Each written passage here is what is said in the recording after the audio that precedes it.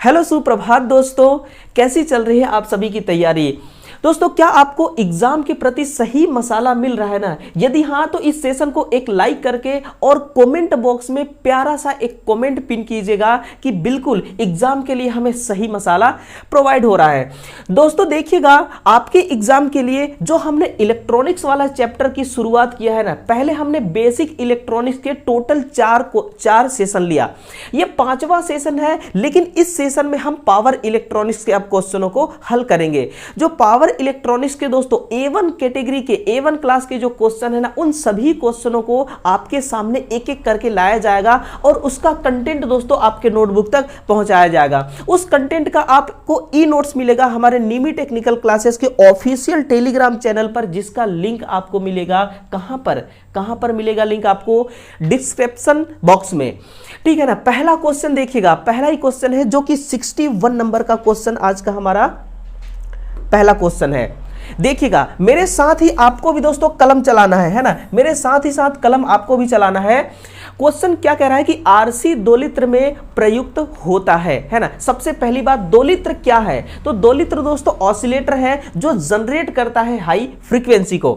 तो देखिएगा, जो आरसी दोलित्र है ना, इसमें क्या प्रयुक्त होता है? तो सबसे पहली बात देखिए दोस्तों, जो हमारा ट्रांजिस्टर होता है ना, क्या होती है? जो ट्रांजिस्टर होती है, इस ट्रांजिस्टर को अगर हम पॉजिटिव फीडबैक देंगे, कैसा फीडबैक? अगर हम इसको पॉजिटिव फीडबैक देते हैं तो ये किस प्रकार से काम करती है? ये काम करती है दोस्तों आपका ऑसिलेटर के रूप में। कैसा? ये ऑसिलेटर के रूप में काम करती है, ठीक है ना। अगर इसी ट्रांजिस्टर को अगर हम पॉजिटिव फीडबैक देते हैं, कैसा फीडबैक देंगे? पॉजिटिव फीडबैक देते हैं, तब ये किस प्रकार काम करती है? तब ये काम करने लगती है दोस्तों एम्पलीफायर के रूप में। किस रूप में? एम्पलीफायर के रूप में काम करने लगती है। लेकिन इसी ट्रांजिस्टर को सुनिएगा, इसी ट्रांजिस्टर को अगर हम कट ऑफ मोड में ऑन करें, किस मोड में? कट ऑफ मोड में अगर हम इसको चालू करें, तब ये कैसा काम करने लगेगा? तब ये एज ए स्विच की तरह काम करने लगेगा। कैसा? स्विच की तरह काम करने लगेगा। तो सारे पॉइंट आपके सामने है। धनात्मक फीडबैक इसका क्या हो जाएगा? इसका करेक्ट आंसर हो जाएगा, क्योंकि ये ऑसिलेटर का क्वेश्चन है, इसलिए आंसर क्या हो जाएगी? ऑप्शन नंबर बी इसका करेक्ट आंसर हो जाएगा।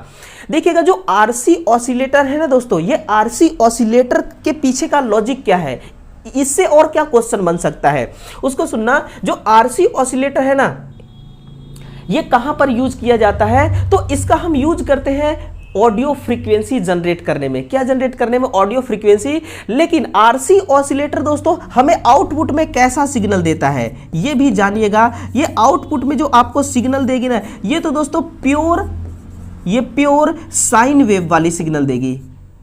कैसा? प्योर साइन वेव सिग्नल देती है। लेकिन इसमें एक कमी है, ये दोस्तों ये कंटिन्यू आउटपुट में प्योर साइन वेव वाली सिग्नल नहीं दे सकती। इसीलिए तो हम इसको कहां यूज करते हैं? इसको हम यूज कहां पर करते हैं? तो ऑडियो फ्रीक्वेंसी के लिए। किसके लिए?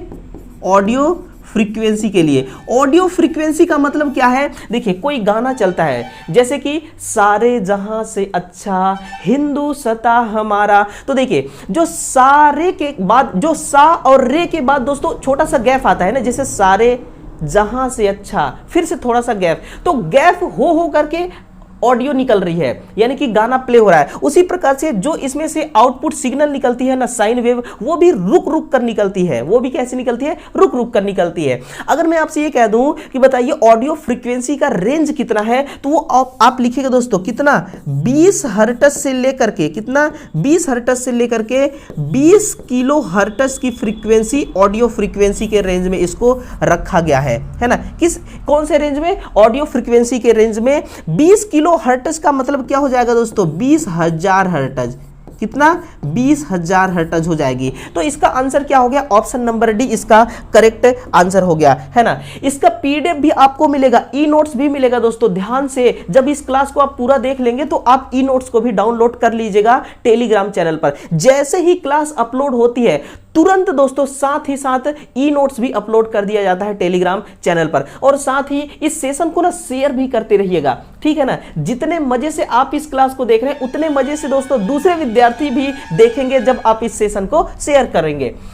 क्वेश्चन नंबर देखिएगा। हाँ, अगले क्वेश्चन की ओर बढ़ते हैं। किसी दो लित्र परिपथ में आवृत्ति ज्ञात करने का सूत्र है ना, आवृत्ति ज्ञात करने का वो फॉर्मूला क्या है। देखिए वो फॉर्मूला तो मैं आपको बताऊंगा ही बताऊंगा, लेकिन साथ में एक ऐसा चीज दूंगा जिससे आपको कभी भूलेगा ही नहीं। एक सर्किट तैयार करते हैं, है ना, एक हम क्या तैयार करते हैं, इस प्रकार से एक सर्किट तैयार करते हैं, है ना।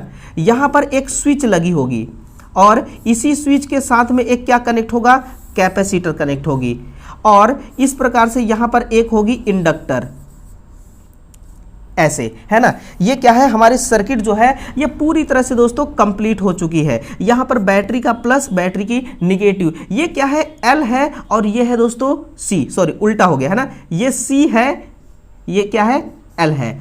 तो देखिएगा इस सर्किट में जो L और C है ना, जो इंडक्टर है, क्या है, जो इंडक्टर और प्लस कैपेसिटर है, जो इंडक्टर प्लस कैपेसिटर है, ये दोनों के दोनों कैसे हैं, आइडियल हैं। कैसे हैं, आइडियल, यानी कि ये दोनों के दोनों आदर्श हैं। आदर्श क्यों रखा गया है, क्योंकि जब भी ये कैपेसिटर और इंडक्टर मिल करके ये इलेक्ट्रोस्टैटिक एनर्जी, कौन सी एनर्जी दोस्तों, इलेक्ट्रोस्टैटिक एनर्जी को इलेक्ट्रोमैग्नेटिक एनर्जी, है ना,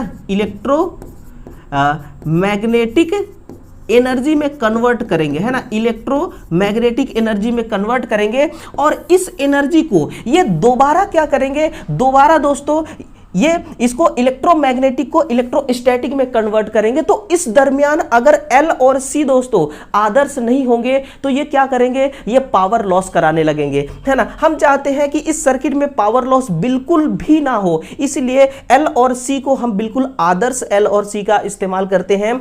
फिर इस सर्किट के द्वारा हम एक फ्रीक्वेंसी जनरेट करते हैं, जिस फ्रीक्वेंसी का नाम होता है डैम्प्ड फ्रीक्वेंसी। कौन सा फ्रीक्वेंसी दोस्तों, डैम्प्ड फ्रीक्वेंसी। अब यहां से जो क्वेश्चन है ना वो ये पूछा जाएगा कि डैम्प्ड फ्रीक्वेंसी के लिए हम किस प्रकार के इंडक्टर और कैपेसिटर का यूज करेंगे। तो आप क्या लिखेंगे यहां पर, बताइएगा कमेंट करके, आप क्या लिखेंगे कि हम आदर्श, कैसा, हम आदर्श इंडक्टर और आदर्श कैपेसिटर का इस्तेमाल करेंगे, फिर इस डैम्प्ड फ्रीक्वेंसी का इस्तेमाल करेंगे, सॉरी जनरेट करेंगे। ये जो डैम्प्ड फ्रीक्वेंसी है ना दोस्तों, ये कितने हर्ट्ज का जनरेट हुआ है, ये कैसे पता चलेगा, ये पता चलेगा एक फॉर्मूला के द्वारा, F बराबर 1/2 पाई अंडर रूट LC, है ना। इस फॉर्मूला के द्वारा हमें पता चलेगा कि जो डैम्प्ड फ्रीक्वेंसी है कितने हर्ट्ज की जनरेट हुई है। तो आंसर कौन सा हो जाएगा, ऑप्शन नंबर इसका बी करेक्ट आंसर हो जाएगा, है ना। किसी दोलित परिपथ में आवृत्ति ज्ञात करने का जो फॉर्मूला है वो है F बराबर 1/2 पाई अंडर रूट LC। इसमें जो L है और इसमें जो C है ये किस प्रकार का है दोस्तों, कमेंट करके आप बताइए हमें। कॉमन उत्सर्जक प्रवर्धक सर्वाधिक प्रयुक्त किया जाता है, क्यों किया जाता है, बताइए क्यों किया जाता है ना। क्योंकि इसका जो पावर गेन होता है दोस्तों, वो पावर गेन बहुत अधिक होता है। पावर गेन अधिक होने के कारण ही हम क्या करते हैं, कॉमन एमीटर प्रवर्धक का, एम्पलीफायर का प्रयोग सबसे अधिक करते हैं। और सुनिए, इससे ना जो हमें आउटपुट में सिग्नल मिलता है ये कैसा मिलता है, ये भी ध्यान से सुनिएगा। आउटपुट में जो हमें इससे सिग्नल प्राप्त होता है ना, वो दोस्तों निगेटिव सिग्नल, कैसा मिलता है, हमें निगेटिव सिग्नल मिलती है। और एक बात और, इसका फेज डिफरेंस कैसा होता है, इससे जो हमें आउटपुट में फेज वो सिग्नल मिलती है, वो फेज उस सिग्नल का फेज डिफरेंस कैसा होता है ना।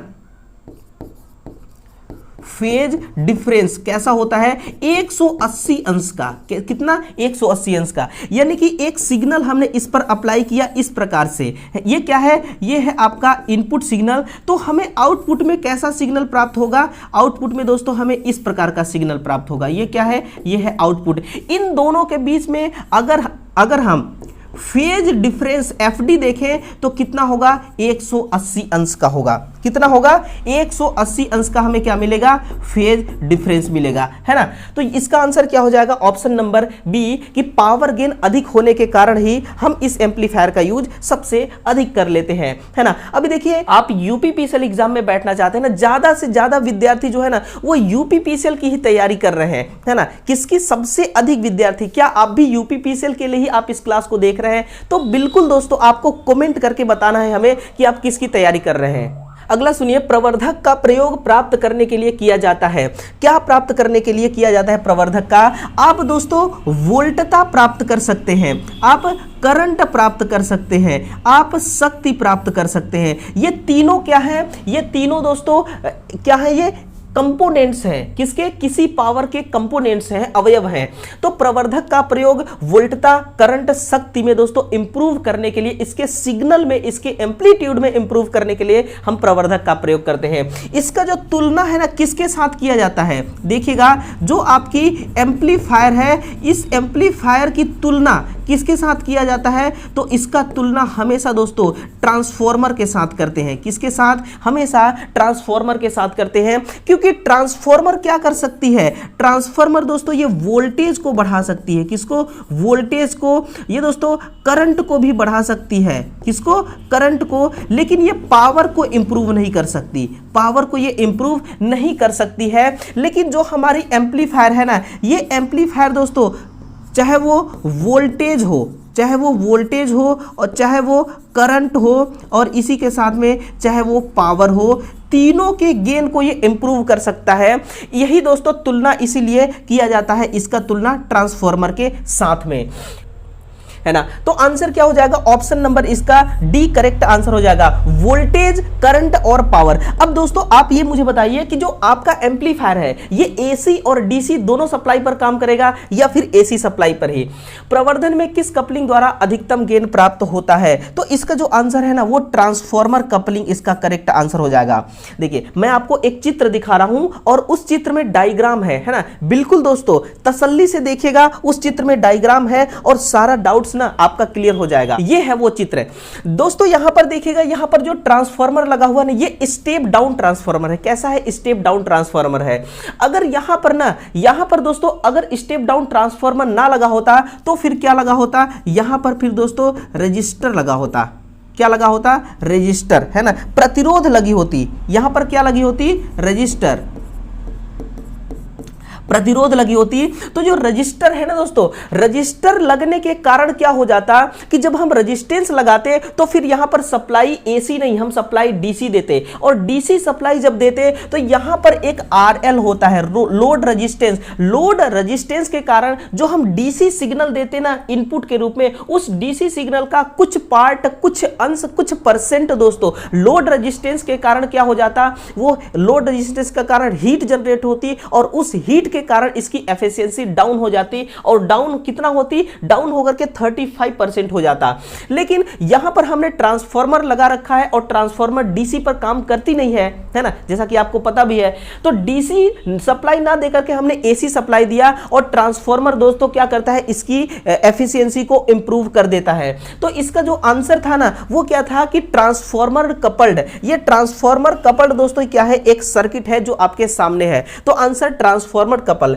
कैपेसिटर, इंडक्टर और ये सारे कैपेसिटर, इंडक्टर और प्रतिरोध है ना, दोनों में कैपेसिटर ही हो गया, प्रतिरोध होना चाहिए। तो इसका आंसर ट्रांसफार्मर कपलिंग करेक्ट होगा। इसके साथ में अगला देखिएगा कि श्रव्य तरंगों की आवृत्ति कितनी होती है, यानी कि सुनने वाले जो अपन दोस्तों सुनते हैं ना, जो हम और आप आवाज सुनते हैं वो कितने से कितने हर्ट्ज तक की फ्रीक्वेंसी वाली आवाज होती है। तो 20 हर्ट्ज, 20 हर्ट्ज से अगर कम फ्रीक्वेंसी वाली आवाज है ना, कम फ्रीक्वेंसी वाली साउंड है, उसको हमारी कानें सुन नहीं पाएंगी। और जो 20 किलो हर्ट्ज से अधिक फ्रीक्वेंसी वाली साउंड हो जाएगी उसको भी हमारे कानें सुन नहीं पाएंगी, है ना। यानी कि इससे अधिक तो हम बहरे हो जाएंगे और इससे कम वाले हमें सुनाई ही नहीं देगी। तो श्रव्य तरंग जनरेट हम किस ऑसिलेटर से करते हैं, तो ये दोस्तों आरसी कपल्ड, किससे, आरसी कपल्ड ऑसिलेटर, है ना। आरसी कपल्ड जो ऑसिलेटर होती है ना, इसी से हम क्या करते हैं, इस प्रकार का फ्रीक्वेंसी जनरेट करते हैं जो फ्रीक्वेंसी हमें सुनाई देती है। तो आंसर क्या हो जाएगा इसका, option number C correct answer. Input के एक पूर्ण चक्र के सापेक्ष आउटपुट सिग्नल भी एक पूर्ण चक्र प्राप्त होता है। किस ट्रांसफार्मर में होता है, सॉरी किस पावर एम्पलीफायर में होता है, A class A, class B, class A B या फिर क्लास सी। तो इस प्रकार का जो काम है ना वो क्लास ए एम्पलीफायर ही कर सकता है। यानी कि क्लास ए प्रकार का जो एम्पलीफायर है ये दोस्तों क्या करता है, ये एक फुल वेव यानी कि आउटपुट में जो सिग्नल प्राप्त होगा ना वो दोस्तों हूबहू सिग्नल इनपुट के जैसा ही प्राप्त होता है। इसीलिए इसको हम क्या कहते हैं, हम दोस्तों इसको कहते हैं ट्रू कॉपी। हम क्या कहते हैं, true copy power signal. True copy power signal यानी कि जैसा सिग्नल हमने इनपुट में दिया उसका हूबहू सिग्नल हमें आउटपुट में मिल गया, तो इसको ट्रू कॉपी पावर सिग्नल कहा जाता है ना, क्लास ए प्रकार का एम्पलीफायर। और इसमें फेज डिफरेंस कितना होता है, तो देखिएगा इसमें फेज डिफरेंस दोस्तों 360 डिग्री का होता है और जो इनपुट सिग्नल देते हैं उसमें भी 360 डिग्री का ही होता है। वर्ग बी प्रकार के पावर एम्पलीफायर में फेज डिफरेंस यानी कि एफडी कितना होता है, इसमें दोस्तों 180 अंश होती है। इसके साथ में वर्ग ए बी पावर एम्पलीफायर में एफडी कितना होता है, तो इसमें एफडी का मान होता है आपका 180 अंश से लेकर के 360 अंश के मध्य, है ना, इसके बीच होती है। और जो वर्ग सी प्रकार का पावर एम्पलीफायर है इसमें होता है 180 अंश से कम, है ना, क्या होता है 180 अंश से कम। यानी कि आउटपुट का सिग्नल कैसा होगा, ऐसा होगा, इतना 180 पूरा टच कर देगा इस नीचे वाले टाइम वाले लाइन को, तो ये 180 अंश हो जाएगी। तो 180 अंश से कम क्या होता है, हमें आउटपुट सिग्नल मिलती है, यानी कि फेज डिफरेंस होता है ना। देखिएगा अगले क्वेश्चन की ओर बढ़ते हैं कि वर्ग बी प्रकार के प्रवर्धक में अधिकतम कितना प्रतिशत होता है। तो जो वर्ग बी प्रकार का है ना इसका होता है दोस्तों आपका 78.5%। 78.5% क्यों होता है वर्ग बी प्रकार के एम्पलीफायर में? देखिए इसमें एक ट्रांजिस्टर लगा होता है, जो ट्रांजिस्टर एक ही रीजन पर दोस्तों एक ही बायस में उसमें उसका जो कलेक्टर टर्मिनल होता है ना उसमें करंट फ्लो होता है फॉरवर्ड बायस में। केवल कब, केवल फॉरवर्ड बायस में। देखिएगा दो बायस में यानी कि दो पोजीशन में उसमें जो ट्रांजिस्टर होता है उस ट्रांजिस्टर का जो टर्मिनल होता है कलेक्टर वाली उसमें कलेक्टर करंट 0 एम्पियर चलती है। कौन कौन से कंडीशन में? पहला दोस्तों शून्य प्रचालन पोजीशन, कौन सा? शून्य प्रचालन अवस्था, है ना, शून्य प्रचालन अवस्था। और इसी के साथ में दूसरा निगेटिव सिग्नल अवस्था, है ना, निगेटिव सिग्नल अवस्था। इन दोनों अवस्था में, है ना, इन दोनों अवस्था में क्या होता है, जो करंट चलती है ना आईसी, जो करंट आईसी चलती है यानी कलेक्टर करंट, वो चलती है 0 एम्पियर। वो क्या चलती है? 0 एम्पियर। और जब कलेक्टर, देखिए कलेक्टर वाला टर्मिनल ही क्या करता है, इसका साइज बहुत अधिक रखा जाता है क्योंकि ये हीट जनरेट करता है। और जब 0 एम्पियर का करंट चलेगा तो ये क्या हीट जनरेट करेगा? हीट जनरेट भी नहीं करता है। और जब हीट जनरेट नहीं करता तो ये पावर का भी लॉस नहीं कराता। और जब पावर लॉस नहीं होती है इसीलिए तो इतना अधिक पावर है 78.5%, है ना। तो 78.5% इसकी दक्षता होती है। 50% किसकी होती है? ये दोस्तों ट्रांसफॉर्मर कपल्ड पावर एम्पलीफायर ए का, है ना, पावर ए प्रकार का एम्पलीफायर। और 35% होती है डायरेक्ट कपल में पावर ए एम्पलीफायर का ही। और क्लास सी प्रकार का एम्पलीफायर, है ना, यहां पर लिखेगा जो आपकी क्लास सी एम्पलीफायर है ना, उसी क्लास सी एम्पलीफायर का होता है एफिशिएंसी 80%, यानी कि 80 से 90% के बीच में ही इसकी क्या होती है? दक्षता होती है। टेलीविजन के पिक्चर सिग्नल को प्रवर्धित करने वाला प्रवर्धक निम्नलिखित में से कौन सा है? तो इसका देखिए वीडियो, पिक्चर, रेडियो या इंटरमीडिएट आवृत्ति प्रवर्धक, इसका क्या होगा आंसर? तो वीडियो आवृत्ति प्रवर्धक, है ना। देखिए अगर एग्जाम में यह पूछा जाए कि वीडियो आवृत्ति प्रवर्धक यानी कि वीडियो फ्रीक्वेंसी का रेंज कितना होता है, वीडियो फ्रीक्वेंसी का रेंज कितना होता है, तो देखिएगा 4 मेगाहर्ट्ज से लेकर, कितना? 4 मेगाहर्ट्ज से लेकर के 7 मेगाहर्ट्ज तक की आवृत्ति जो होती है ना वही इसके रेंज में इसको रखा गया है। यानी कि 4 मेगाहर्ट्ज से लेकर के 7 मेगाहर्ट्ज तक की फ्रीक्वेंसी को एम्पलीफाई कौन करता है? दोस्तों वीडियो आवृत्ति एम्पलीफायर करता है। कौन करता है? वीडियो आवृत्ति एम्पलीफायर। देखिएगा यहां पर जो एम है ना, एम का मान किससे है? है तो m का मान मतलब दोस्तों मेगा से है, जिसका मान होता है 10 की घात 6, जिसका क्या मान होता है, मान 10 की घात 6। कपलिंग के आधार पर प्रवर्धक का प्रकार निम्नलिखित में से कौन सा नहीं है? Direct coupled, LR coupled, LC coupled या फिर RC कपल्ड, है ना। अगर आपने इस पावर इलेक्ट्रॉनिक्स वाले चैप्टर को ना पढ़ा होगा तो जरूर आपको ये मालूम होगा कि किस किस प्रकार से इसको हम कपल्ड करते हैं। तो देखिए, हम LC से भी कपल्ड, RC से भी, LC से भी और डायरेक्ट कपल्ड भी करते हैं, लेकिन हम इस प्रकार से कोई कपलिंग नहीं करते, LR कपलिंग नहीं होती है ना। इसीलिए इसका आंसर क्या हो जाएगा, LR कपल्ड प्रवर्धक, option number B. RC coupled प्रवर्धक द्वारा क्या हमें प्राप्त होता है, ऑडियो फ्रीक्वेंसी। हम क्या जनरेट करते हैं, ऑडियो फ्रीक्वेंसी जनरेट किया जाता है ना, ऑडियो आवृत्ति जनरेट की जाती है। LC कपल्ड द्वारा दोस्तों, LC कपल्ड द्वारा हम डैम्प्ड फ्रीक्वेंसी जनरेट करते हैं। कौन सी, डैम्प्ड फ्रीक्वेंसी जनरेट किया जाता है ना। और आपका जो डायरेक्ट कपल्ड प्रवर्धक है, इसके द्वारा भी हम क्या करते हैं, हम यही दोस्तों ऑडियो आवृत्ति ही जनरेट करते हैं। तो ऑडियो फ्रीक्वेंसी और डैम्प्ड फ्रीक्वेंसी किस किस के द्वारा ज्ञात किया जाता है, किस कनेक्शन के द्वारा ज्ञात किया जाता है, किस प्रवर्धक के द्वारा ज्ञात किया जाता है, ये सब कुछ आप तक पहुंच चुका है। बिना किसी बाहरी इनपुट सिग्नल के पावर आउटपुट देने वाली युक्ति कौन सी होती है, वो होती है आपकी ऑसिलेटर। देखिए, इसका एग्जाम्पल ना मैं आपको दे रहा हूं और आपको ये मेरा एग्जाम्पल 100% तब समझ में आ जाएगा जब आपके घर एक इन्वर्टर होगी। देखिए, इन्वर्टर को आप एसी सप्लाई देते हैं, तो बताइए क्या आप इन्वर्टर को आप एसी सप्लाई देते हैं? तो बिल्कुल आप इन्वर्टर को एसी सप्लाई नहीं देते हैं। इन्वर्टर में जो एसी सप्लाई जाती है ना दोस्तों, इन्वर्टर के अंदर एक ऐसा इलेक्ट्रॉनिक कंपोनेंट्स लगा हुआ है जो उस एसी को डीसी में कन्वर्ट कर दे रहा है और डीसी को ट्रांसमिट कर दिया जा रहा है एक वायर के माध्यम से डीसी पावर को बैटरी तक, जिससे बैटरी केमिकल रिएक्शन के द्वारा चार्ज हो रही है। तो बैटरी को केमिकल रिएक्शन कराने के लिए हम इन्वर्टर को सप्लाई दे रहे हैं ताकि वो इन्वर्टर उस सप्लाई को एक वायर के माध्यम से बैटरी तक ट्रांसमिट कर सके, जिससे हमारी बैटरी चार्ज हो सके। और जो बैटरी चार्ज हुआ है ना दोस्तों, उसी डीसी पावर को दोस्तों कन्वर्ट करके एसी में कन्वर्ट किया जाता है और उसी एसी को जो एक एम्पलीफायर लगा हुआ होता है इन्वर्टर के अंदर, वो एम्पलीफायर उस एसी सिग्नल को वो हाई रेंज में प्रवर्धित कर देता है। मतलब कि हाई रेंज में उस पावर को क्या कर देता है, उस सिग्नल को क्या कर देता है, बढ़ा देता है। तो जो फाइनली दोस्तों जो हम सप्लाई दे रहे हैं ना, वो हम किसको दे रहे हैं, ऑसिलेटर को नहीं दे रहे हैं, बैटरी को चार्ज होने के लिए दे रहे हैं। इन्वर्टर को नहीं दे रहे हैं, वो बैटरी को चार्ज होने के लिए दे रहे हैं, है ना। क्योंकि जो आपका ऑसिलेटर है ना, वो इस प्रकार की युक्ति है कि इसको इनपुट में सप्लाई की आवश्यकता ही नहीं है। टिकलर दोलित्र के नाम से जाना जाता है। कौन सा दोलित्र है जिसको टिकलर दोलित्र के नाम से जानते हैं? तो वो आपका है ट्यून्ड आधार दोलित्र। ट्यून्ड आधार दोलित्र को दोस्तों हम आर्म स्ट्रॉन्ग, है ना, सुनिएगा, इसको हम आर्म स्ट्रॉन्ग ऑसिलेटर के नाम से भी जानते हैं।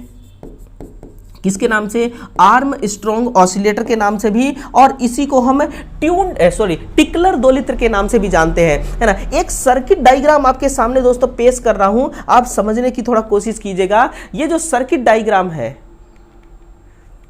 ये है, देखिए, ये सर्किट डायग्राम है। यहां पर देखिए, ये एक ट्रांजिस्टर है। ये क्या है? ये है एक ट्रांजिस्टर। ये आपका एक ट्रांजिस्टर है। इस ट्रांजिस्टर का ये बेस वाली टर्मिनल है, ये एमीटर है और ये कलेक्टर वाली टर्मिनल है।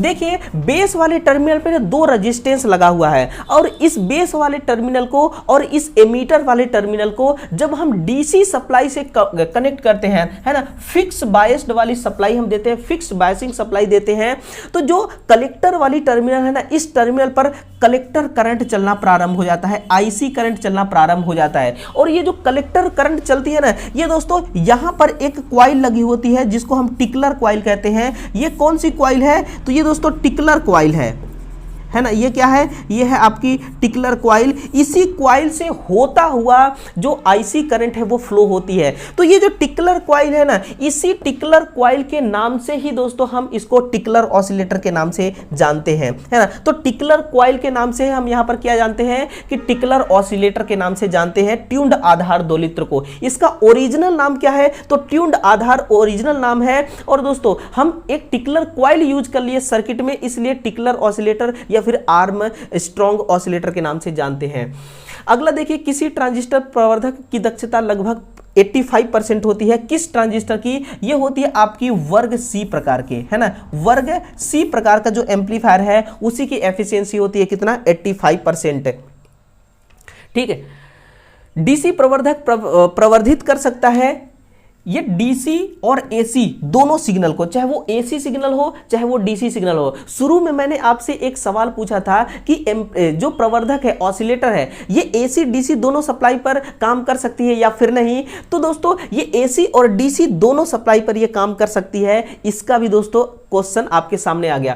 ट्रांजिस्टर 2 लित्र में सक्रिय युक्ति है, biasing circuit, LC tank circuit या ट्रांजिस्टर। तो दोस्तों इसका आंसर हो जाएगा ट्रांजिस्टर, है ना। देखिए ट्रांजिस्टर ही है दोस्तों जो हम ऑसिलेटर भी इसको बना सकते हैं, एम्पलीफायर भी इसको हम बना सकते हैं और इसको हम स्विच भी बना सकते हैं, है ना। तो किसी भी प्रकार से हम इसको इस्तेमाल कर सकते हैं।